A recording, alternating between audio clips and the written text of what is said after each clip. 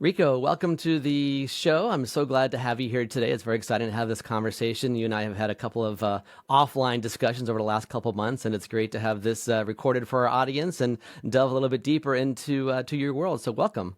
Thank you. I appreciate you having me, Ken. I've been looking forward to this. I love your show, and it's been great to be here finally.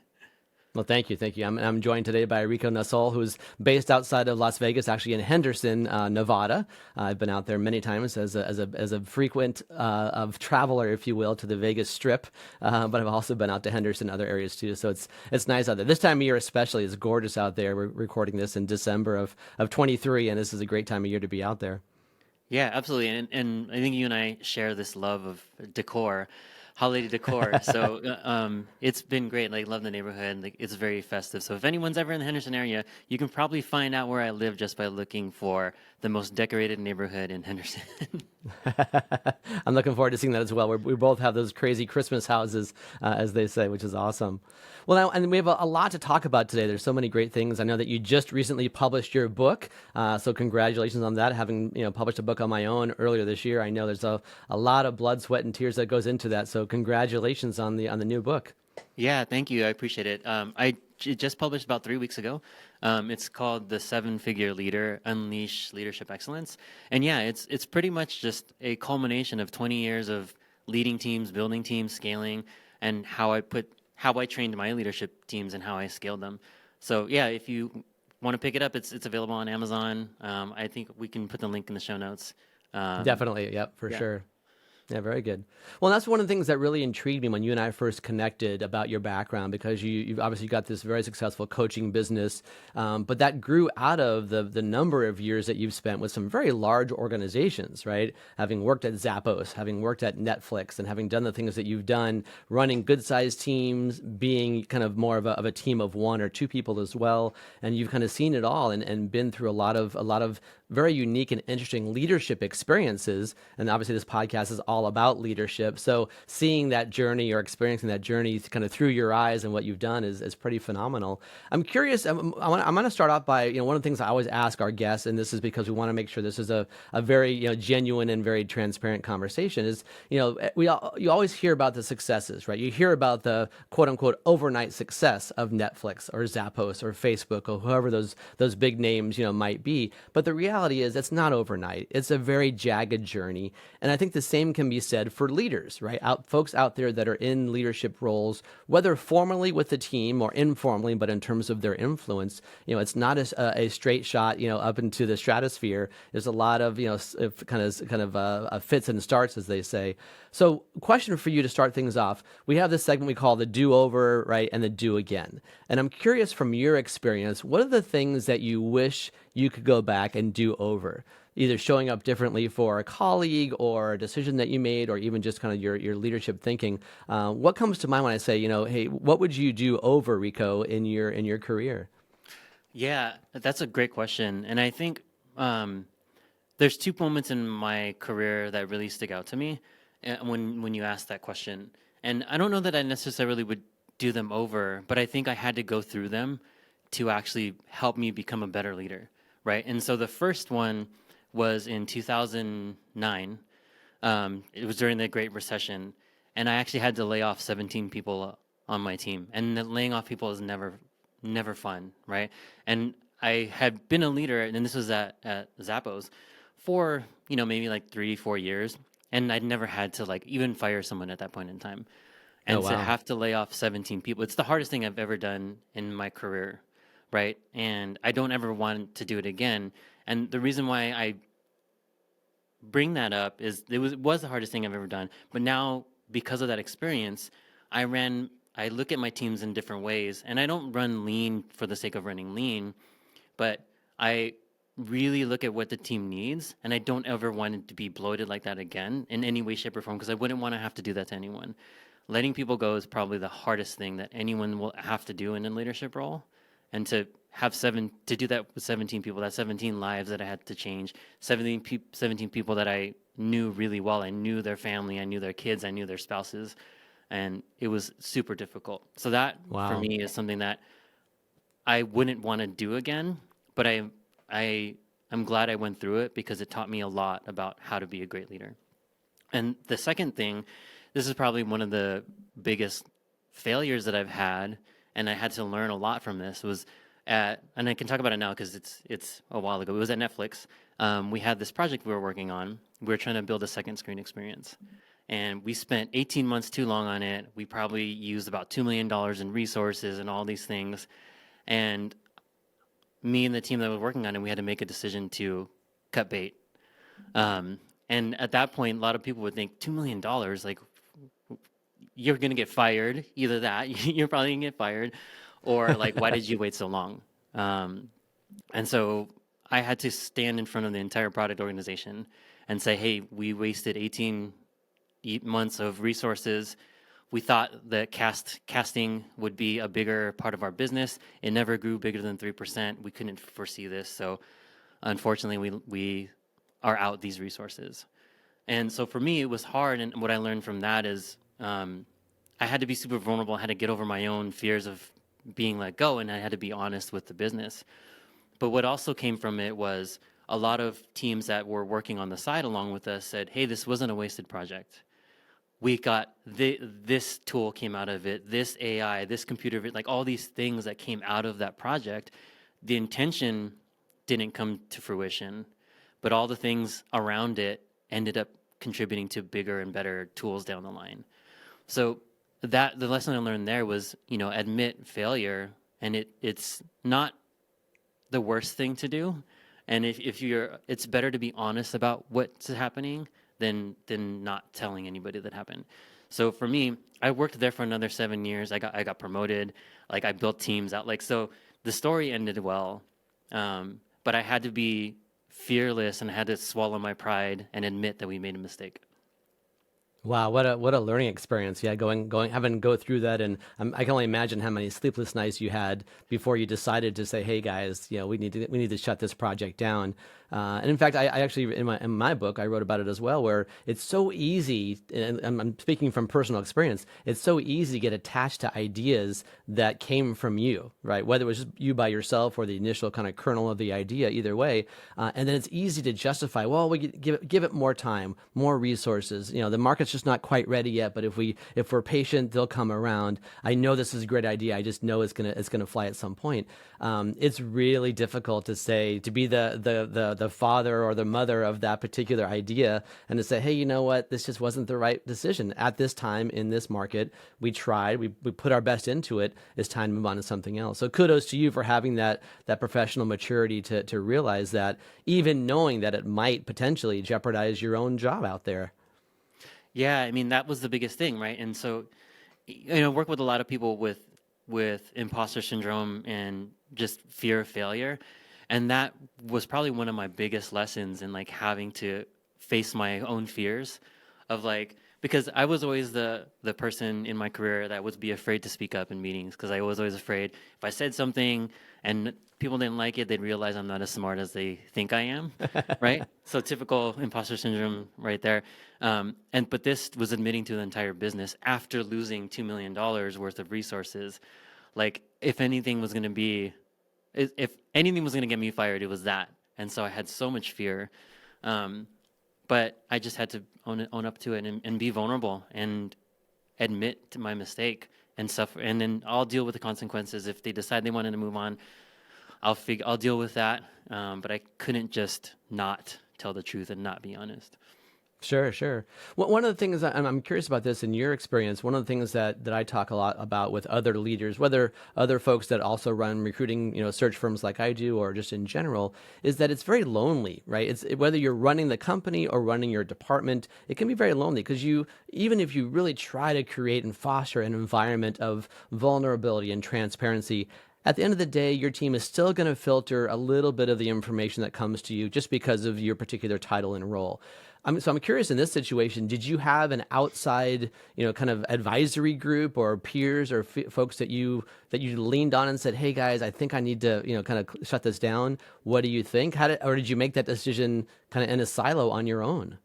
So we had a peer group, right? So I was leading the creative team that was building out this feature, and there was a product manager that I was partnering with. So between the two of us, we really had to like, okay, what do we know for sure? How much did we spend here? Like, what is the story? And not fabricating, but what is the story we're telling? Like, why are we ending this? Why did we continue so long?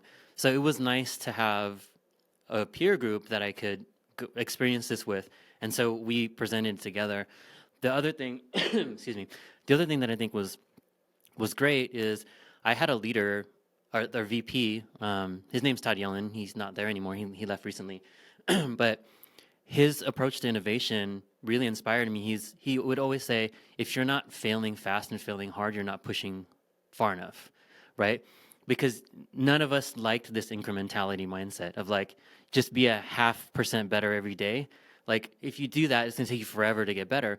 But if you push 40% and you see that you can only go 20, now you're 20% better instead of how long would it take you if you did 0.5% every day, right? Right, So right. it wasn't just my peer group, but it was also support of the leader, and didn't make it any less scary, but the support of the leaders around me to say that, like, hey, you tried, you pushed hard, learn from this, but now you know how far you can go. Do you think that changed your definition or view of leadership after going through that experience? I'm not sure what it was before or after, but did it alter your view of, hey, my responsibility as a leader is actually a little bit different or broader than I really thought it was, prior to having to make that layoff decision or to make that decision to shut the business down? Did either of those experiences change your view of how you saw yourself as a leader?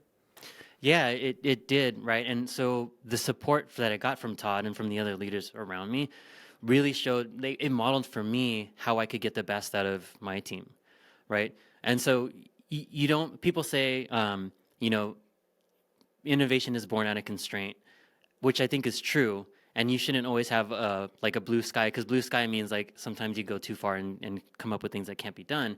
But you don't want to handcuff your teams, right? So what it taught me was to instill this risk averse, or no, this risk tolerant mindset, to like, hey, push as hard as you can and let's talk about it, and like let's see what that looks like, and just be add a little bit more rigor to how far we push it. And I think that's where, the mistake that we made along the way was we were so bullish on it. And I think you addressed it, you said it really well. We were so bullish on the idea. We're like, this has to work. This has to be successful. Airplay, casting is so popular. Like, there's no way this won't work. And everybody loves like to watch TV and then research like the people they're watching. So we just thought it would be the thing, but we didn't add as much rigor as we should have. And I think that was a big takeaway: is let people go as far as they can, but then start to introduce the rigor needed to pull it back to where it should be. That's a great approach. I like that mindset, and I think it really speaks well to what I know you probably write about in your book, but also what you do as an executive coach and kind of your leadership philosophy around focusing around the need for confidence and clarity to get to that culture piece and developing and kind of fostering that strong culture out there as well. As a reminder to our audience, I'm talking today with Rico Nasol, who is based out of Nevada.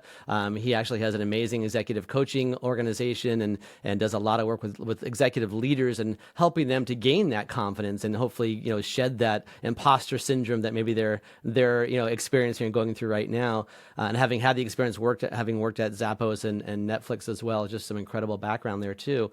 You have this expression that, or I guess kind of it's a bit of a cliche, but also an expression, kind of a mantra that you and I talked about beforehand, where you have expressed that you think that leaders are born, not just made. Right. And I'm curious about your thought process around that, because there's obviously two schools of thought.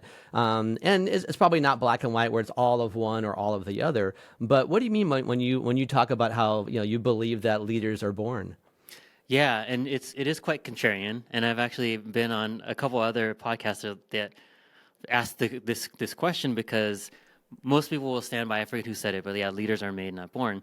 But I believe everybody's born with a set of skills, right? Like, everyone has their innate strengths, right? And whatever those strengths are, whether it's process, innovation, whatever, organization, whatever it is, those are traits that all leaders can have, right? So maybe you're not the most analytical thinker, but maybe you're the most organized, and maybe you're the most inspirational, whatever it is. And so with those strengths, as long as you continue to lean in and foster those strengths, and I always say, and people use this cliche, you hire smarter than you, but you find your gaps and be uber aware of your gaps, and you just hire around to fill those things, right? And you can work on making your weaknesses weaker, but they don't always completely go away. So I do believe leaders are born because we all have strengths. It's just about helping find that, pull that out of somebody. And this is where I believe leaders make better leaders, right? The goal of a leader is to make everyone around you better. So what my goal is to pull those strengths out, highlight those strengths for someone, and have them lean into those things so they can be that example and leader for others, right? And leadership isn't a title. It's a mentality, it's a frame of mind, right?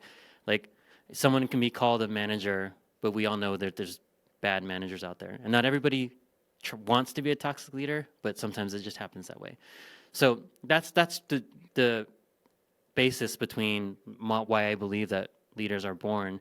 And then there's the skills that you need to give, like how to communicate. Like you can teach those things, like how to communicate, how to draft a vision, how to create vision, and like all those things. But those strengths that they're born with, you can't teach. But somebody has to pull them out. Very true.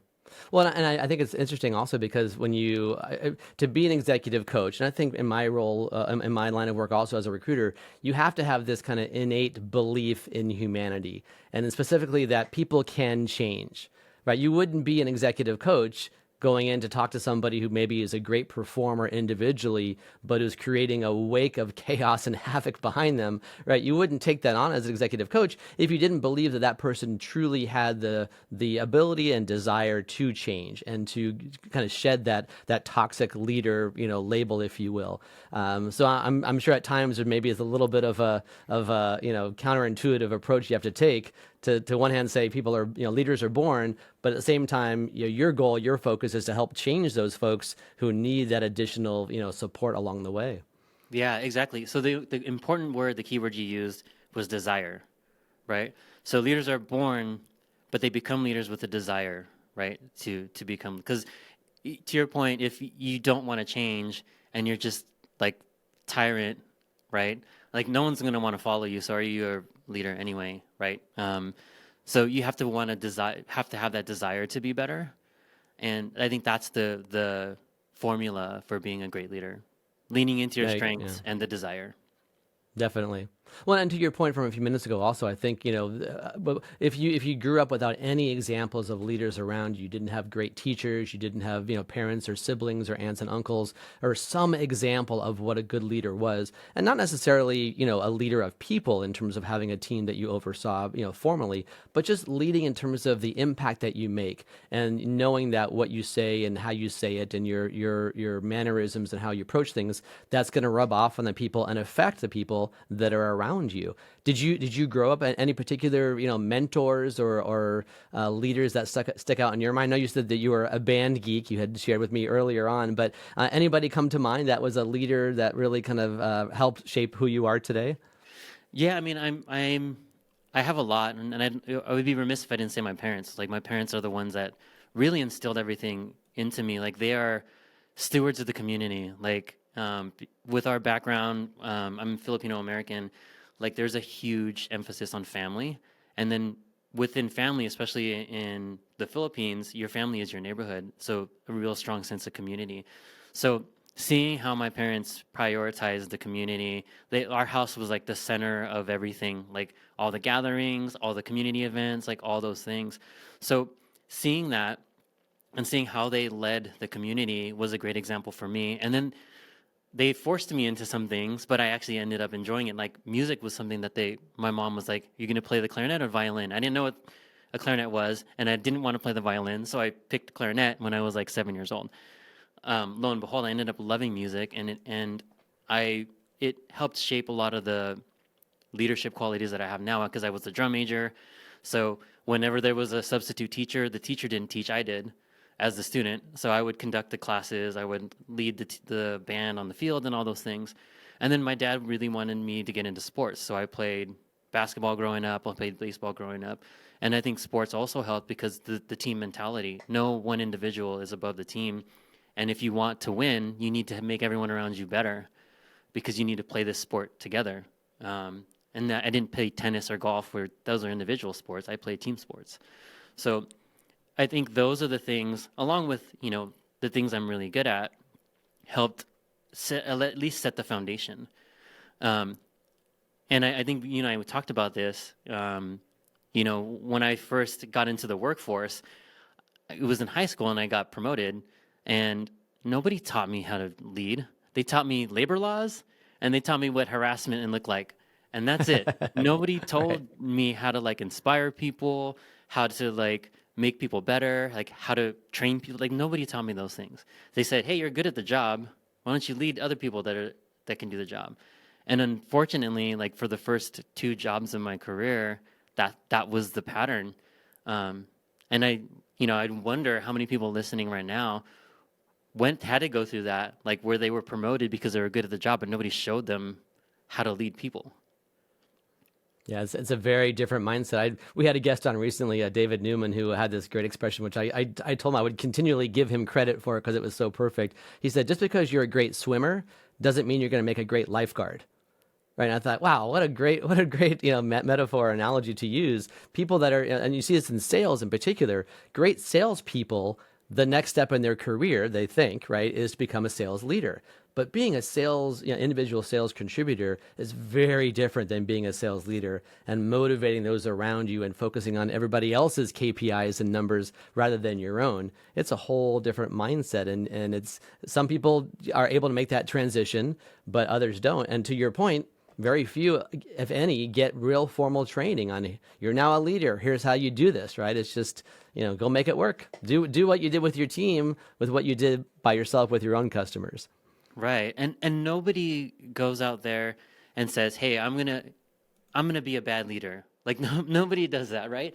Um, but there's this perpetual cycle of nobody trained my leader, so they didn't train me, and then now this perpetual cycle of like I don't know how to train the person I'm gonna promote, and now we have this cycle of just like people learning from the people above them who were never trained, right? And that's why Yeah. like doing what I do, because there's this gap that's there, and I was seeing it even in at Netflix and even at Zappos, where my peers were coming to me and being like, "Hey, how do you do this? How are you creating mission and vision? How are you connecting people's work to like the importance of and meaning for the business?" And so like I was like, why am I the one that's training? And I did it happily, but to me, I was like, why am I the one that's having to do this? There's a big gap here. How can I fill this gap? And this is why I left Netflix, is because I found myself leaning more into coaching my peers and my team members than I was like, to your point, drafting KPIs, doing annual plans, like doing budgets and all that stuff. I mean, I could do that stuff, but I found so much more joy and satisfaction in making everyone around me better. Yeah, it's interesting. I mean, having worked for two very large, high profile, very visible companies in Zappos and Netflix, I'm curious about whether you expected the your own leadership style, or maybe kind of how it would fit into their culture, to be the same. Because you were at Zappos first, right, and then Netflix later on. Did you go into Netflix thinking, okay, I've been in a large company that's publicly traded. That at that point Zappos was independent; they weren't owned by Amazon quite yet. And so did you kind of go into it thinking that, oh, my leadership style over at Zappos is probably the same as I can use at Netflix, and did you have to change course along the way? Was it different? No, so actually, Zappos and Netflix aren't that different. And I listened to your chat with David Newman, and when he came up with the family and team analogy, right? Like that, I couldn't have better examples for that, because Zappos is very family. And even if you look at the way they name their corporation now, it's the Zappos family of companies, right? So that's what their large LLC over it all. And so Tony really wanted that family environment, right? Where it's like unconditional, you do anything for each other. And I think that was good for the point in my career I was in, because I was in my late 20s, right? Early 30s. I was still learning how to be a professional and all those things. And I think it really helped me make that transition from like college, kind of, early 20s into like being a professional. But I saw the flaws in it, because to what David was talking about, it was a family. There was not a lot of churn. There was a lot of like, I don't want to call it dysfunction, but there was a lot of like stuff that we'd sweep under the rug, like, well, it'll work itself out kind of thing, right? And we tried to live by the core values. Um, and so I left when Amazon acquired, because we were moving back to California, and I had a few stops along the way, and I knew what a great culture looked like because Zappos was a great culture. And so the stops along the way, if you look at my LinkedIn, it didn't last very long because they were very traditional, more toxic cultures. But then when I found Netflix, when they came after me, um, I talked to them about the culture because it was really important. And I think they published the culture deck maybe 2 years before that. So the famous culture deck. And what I loved about it was it mirrored all the things I loved about the Zappos culture, but it used the team versus the family as the basis for it. So I was always about meritocracy, and where Netflix is a very much a meritocracy. It's like all about impact. When people ask me, how do I become successful here? Like, just impact. The more impact you have, I'll open as many doors as I can for you. You just have to walk through them. And it was all about impact. So that they still had the same support, they still had the same kind of feel, the candor, like all of that, but the all-star team mentality is what attracted me to that. So I wouldn't say my leadership style had to change much. I think it evolved, right? So this is not a slide on Zappos. So just want to put that in because what I'm going to say. But what I look at was the culture I was in at Zappos was a great one, but Netflix culture is if that culture grew up, right? Gotcha. So Okay. if Sure. Zappos matured, because also the average age at Zappos was I think like 30, right? And then the average age at Netflix was like 45. So quite literally, just the maturity level of the people at the company was much higher. So that's how I describe it as very similar cultures, but it's just a mature version of what Zappos had. Now, when you were at Netflix, so you really kind of created the content studio or the creative studio, right? Creative And studio. ran that. And one of the things that we always work with, being leadership recruiters as my team and I are, it's interesting. I've seen this shift over the last 5 years in particular, even pre-COVID, where everything used to be very siloed. Where if we were doing a search for a VP of sales, it didn't matter if that VP of sales candidate had much experience working with or interacting with operations or IT or marketing. As long as they knew the sales domain, that's what mattered. Fast forward to today in late 2023, and that's out the window. Right? Everybody has to, in a leadership role especially, you've got to demonstrate your ability, your willingness, and your receptivity to collaborating completely outside of your domain expertise, right? Marketing and sales have to talk to each other. IT and operations, finance and sales, groups that are usually at odds with each other, they have to find ways to work together. Did you find, or I guess, did you approach your interaction and your collaboration with non-creatives differently when you were at Netflix? Yeah, I mean, so I've always been a great collaborator. I was the kind of person that like I would sit down with engineering, I would sit down with marketing, I would sit down with like all the different. So I was just naturally that.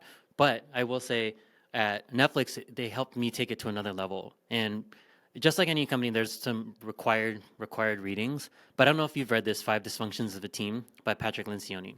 Definitely. So Yep. I have it behind me in my bookcase. Yep. yeah, so then you know perfectly like the concept of first team. And this is how Netflix actually runs their business, right? So even though I'm in a larger creative production organization, right, I had 7 peers. So I had someone from localization, operations, program management, enhanced content, and then marketing operations, and then I was the creative piece, right? And so the way I looked at it, the most important team, and this is going to go over the Patrick Lencioni's concept, the most important team for most people is your downline, right? Who are you going to prioritize? And people will say, my reports, because they're the ones I'm looking after. They're the ones that are looking to me to like make sure they're successful, et cetera, et cetera, et cetera. And that makes sense, right? But I think to your point, that's the more traditional, like older school of thought, where it's like you have your team, you kind of like mama, papa bear your team. But with this concept, your first team is actually your peer group. And I was just like scripting a YouTube video on this yesterday, so it was fresh in my mind. The peer group is the most important because what are the things that as a peer group traditionally you would compete for? You compete for resources, you compete for budget. So if there's only 10 engineers, you're competing for the engineering. If there's only $50,000, you're competing for the budget. You can only hire 5 people, you're competing against the headcount. So in the old school of thought, you're competing. But in this new school of thought, when you're actually prioritizing your time with your peer group and those cross-functionally, Now you can align your roadmaps, you can align your resources. You're not beg, borrowing, stealing. You're saying, hey, you want to work on this thing? Actually, if we extend that project, I'm going to get some benefit out of it too. So let's prioritize this as number one instead of like being number 4 on yours and 5 on my list, right? How can we both make these resources great? And then it's just, you understand now the business as a whole. So I know what's going on in localization. I know what's going on in marketing. I know the things that are going on. So those are just business benefits that you can have. But the other part is by prioritizing that first team, you are modeling now for the rest of your organization what collaboration looks like. I am locked arms with operations. I'm locked arms with globalization. I'm locked arms with program management. And the thing that is unfortunate about the old school way of thought is the leaders don't do it, but they demand their teams do it. So as a leader, you're not willing to collaborate, but then you go down to your direct line and say, go work with globalization and figure it out. Go work with like these people and figure it out. So if you're not willing to model the behavior, how can you expect that from your team? So yeah, that it's so important these days to now focus on that peer group as opposed to the downline, because that's where the big decisions are made. That's where the efficiencies are going to come from. And that's who everyone's looking at as models for how they need to perform. And if you're combating with your peers, they're going to combat with their peers, and nothing's going to get done. Well, and it's a great point. And to your point about modeling also, I mean, especially with, the Gen Z folks coming up now into the workforce, and I guess the oldest Gen Zs are 26-ish, 27 years old, right? And that group expects so much more out of their leaders than my generation did, Gen X, and certainly much more than baby boomers did, right? And even millennials as well, which is still the largest, cohort out there.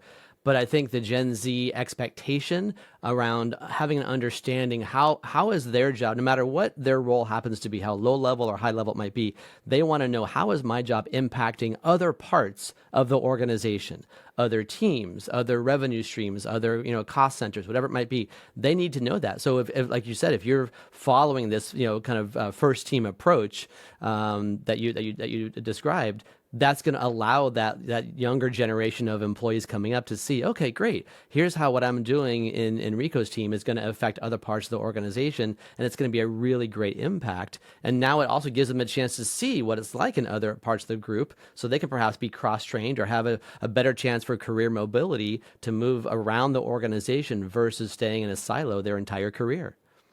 Yeah, absolutely. And I want to draft off that because there's a great thing about there's a study, I forget who did it. I have to look it up whether it's a Gallup or not. But they interviewed Gen Zers and they said, like, what's the most important part of like your next job? And right at the top is like learning and development. Like, am I going to grow here? Is it going to be meaningful work?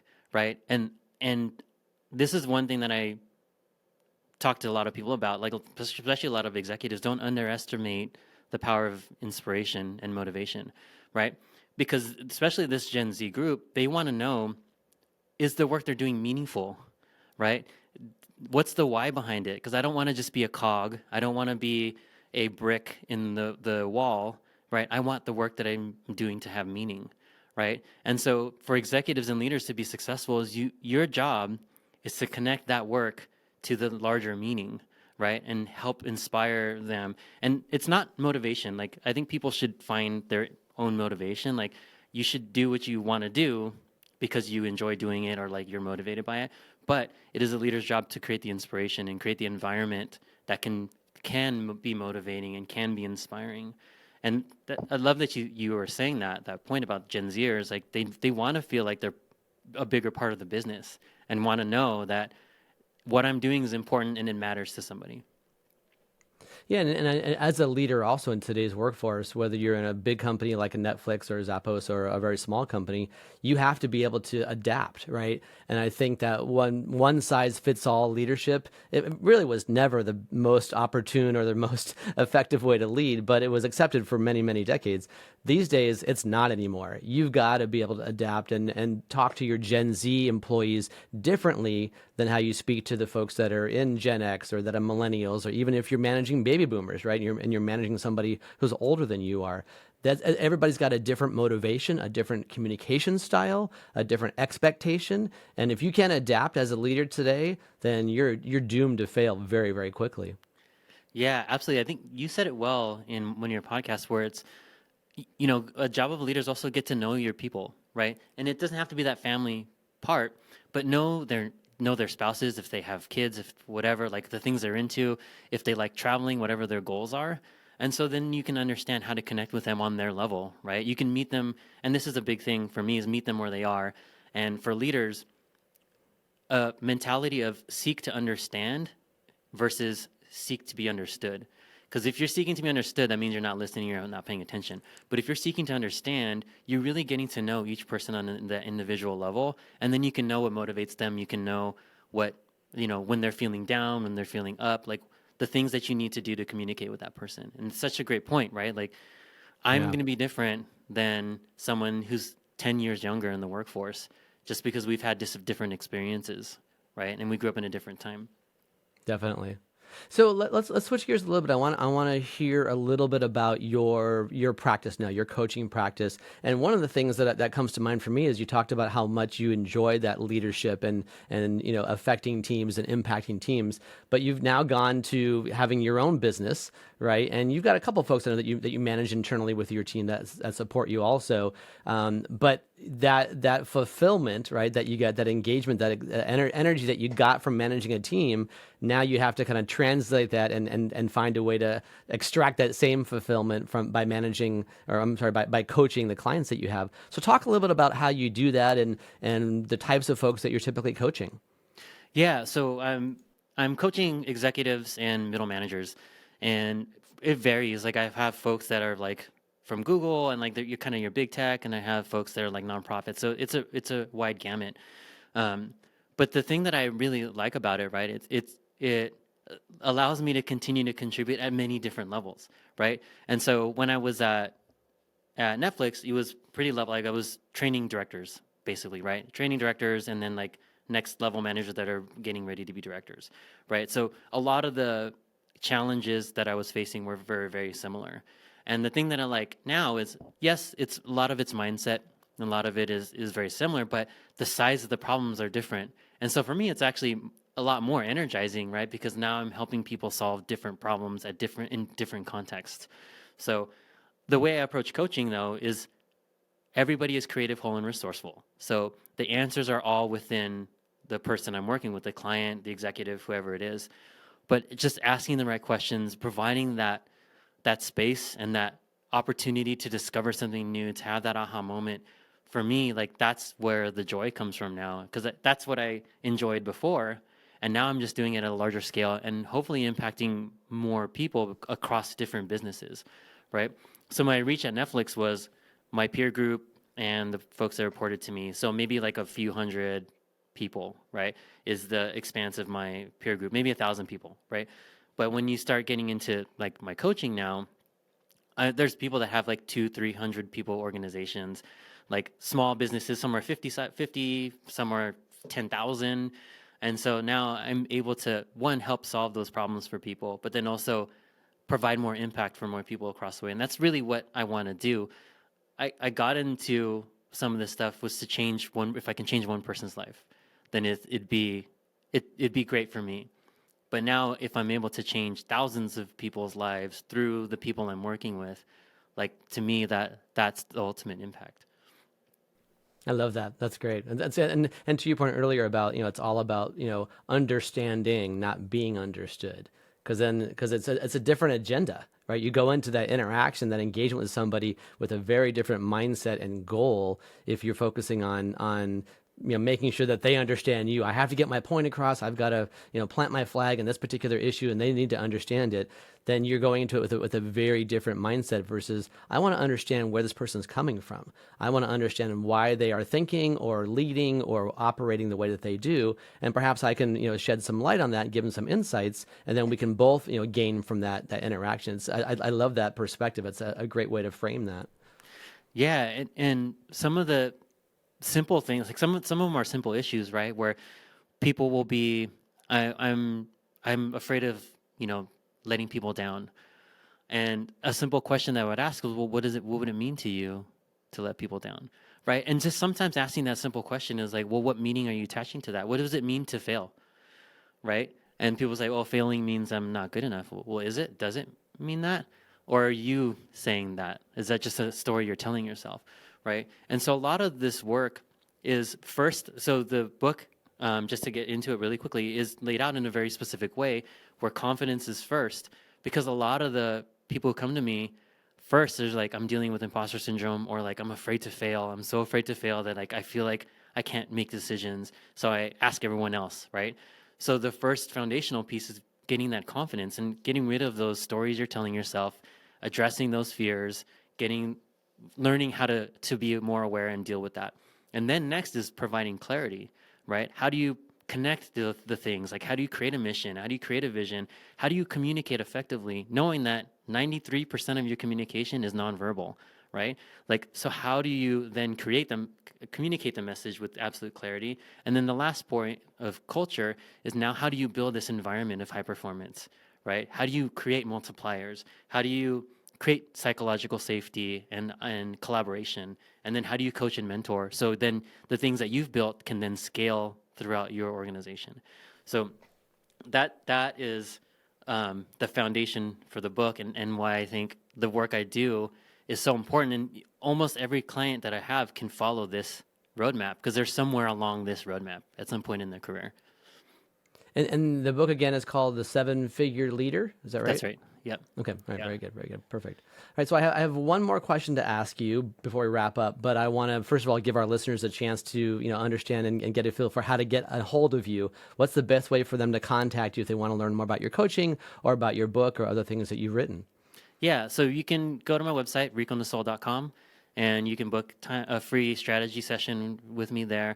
And then I'm also active on LinkedIn, Instagram, and YouTube. So all under my handle, Rico Nasol, you can find me. So those are the best ways to, one, not even just contact me, but also just see what I like, my style and what I'm putting out there. Because I am the mindset that knowledge is free. So I'm going to share anything and everything I can with everyone. So you can follow me, and I'm going to share everything with you. The part that's hard is implementation. And so that's where I come into play. If you're having trouble with the concepts, let me help. That's great. That's a great perspective to have. And back to your point before about clarity, right? People are going to come to you with that clarity, knowing where your strengths are, where you can really impact them in their own leadership journey, and how you can help them along the way. And like you said, impact all the folks around them too, so that ripple effect comes into play. That's a great perspective. Okay, so the last question last topic I want to bring up, and this is a bit controversial, but I'm really curious about what you're seeing out there, given where you sit, having come from two very again kind of high profile, publicly facing companies in Zappos and Netflix, and it's around the issue of social issues, especially when it comes to leadership, right? There's so many examples out there. Of course, the lightning rod is Disney right now in Florida, right? But beyond that, there's a lot of other situations happening out there as well, I have this discussion with my dad all the time, right? He's 77 and he's a baby boomer, and we talk about the responsibility of a leader. And he'll say, well, a leader, a CEO doesn't need to take a stand on things. They should be focusing on their business, right? And I'll say, well, yeah, but your business is made up of people. And the people in your business, they have opinions and they're human beings. And so as long as you are being consistent with what you're saying and what you're doing as an organization, that's the most important thing. But I'm curious how that, or if that, manifests in your leadership coaching. Does the issue of social issues and taking that stand with their own teams come up in your coaching sessions?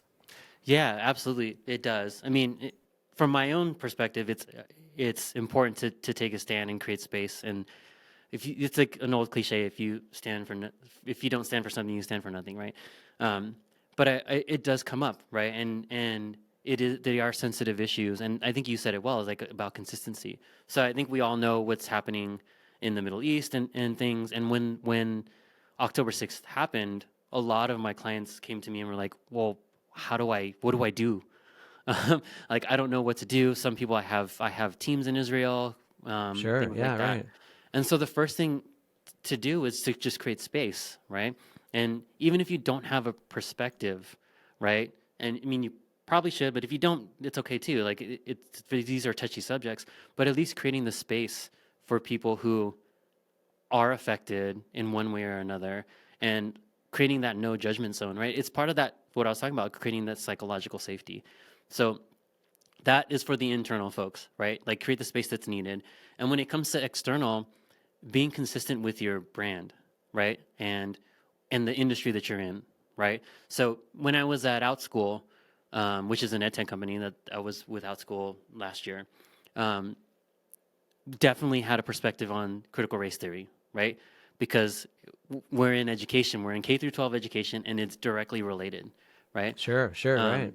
But there was other stuff happening out in the world that wasn't education related, and our CEO wanted to take a stand. I can't think of something right now, but I remember we debated something whether we should say something like, "Well, it's not in the education space." So I think for our employees and the folks at the company, this was the war in Ukraine. For the company, let's create the space and let's like do what we can and what we need to for our employees. But it doesn't make sense to take a public stand as an education company, a K through 12 education company in the primarily in the United States. So we voiced support, but we didn't like take a stand and have a perspective. So that's the thing that I've been working with a lot of my clients on is it related to your business? Should you have a perspective here? Should you take a stand, at least from an external standpoint? But from an internal standpoint, if even one or two people are affected, like create the space, have the conversation or not, but at least offer the opportunity for people to be vulnerable, express their emotions, etc.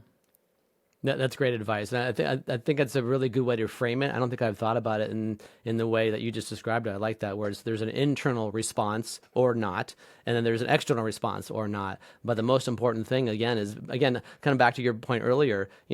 Making sure that you understand, and you can't understand unless you provide that space for people to talk about it and share why it's important to them. Maybe they have family overseas, maybe they have family in Israel, or they have family in that are Palestinian as well. You just don't know where they're coming from in their own personal background. So like you said, kind of fostering and encouraging and allowing for that safe space to have those conversations internally goes a long way. The challenge I think also these days is that the things that you do internally very easily go external. Right. We know that it's so easy for internal documents to get leaked, quote unquote leaked, right? So easily. So you have to be kind of careful with that too, which makes it very tough for any leader out there, whether you're the CEO or the warehouse manager or running marketing or whatever it might be. You got to be careful knowing that chances are what you're saying is probably going to get out into the public domain. So you've got to kind of be a little bit, maybe a little bit more careful than you might otherwise. But creating that space is something that everybody appreciates, respects,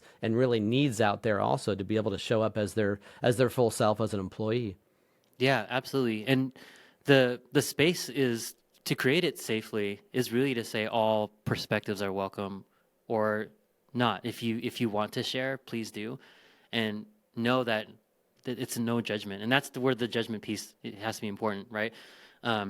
Because even in something as much as like the 2016 election at Netflix, we created space for both sides, right? Because inevitably, in a 15,000 person organization, you're not going to have 15,000 out of 15,000 one way, right? On one side, right? Exactly. On one side. So you need to be able to create those spaces and create those safe places, and not ostracize or make people feel excluded from the conversation, or that this is a safe space except for. Like right. As long as you believe what I believe, it's a safe space. Yeah. Right. So that's the thing, right? Is like really creating that purely no judgment zone. No, that's great. Yeah. Well, I mean, leadership certainly has so many different variables and factors, that are feeding into it. And like you said, nobody sets out to be a toxic leader. No one says, I'm going to be the worst or most bombastic leader ever, right? It's not anybody's goal. But depending upon that confidence level, right, the clarity that you talked about, then you're going to ultimately create a culture. Like it or not, you are creating a culture as a leader, and you better be aware of what you're creating and how that's happening. And if you need someone to change it and to help you figure out, okay, how do I go in a different direction, then Rico, you're the guy. You are the guy to reach out to talk to help with that coaching. So thank you. I appreciate you sharing your opinions, your thoughts, your ideas today, and some really great guidance for our listeners also to become better leaders themselves. Yeah, no, I appreciate it. Thank you, Ken. It was a great chat, and it's always good catching up. Hopefully, we get to catch up soon. Yeah, exactly. Right. We look forward to more conversations. Well, thanks so much. Yeah, thank you.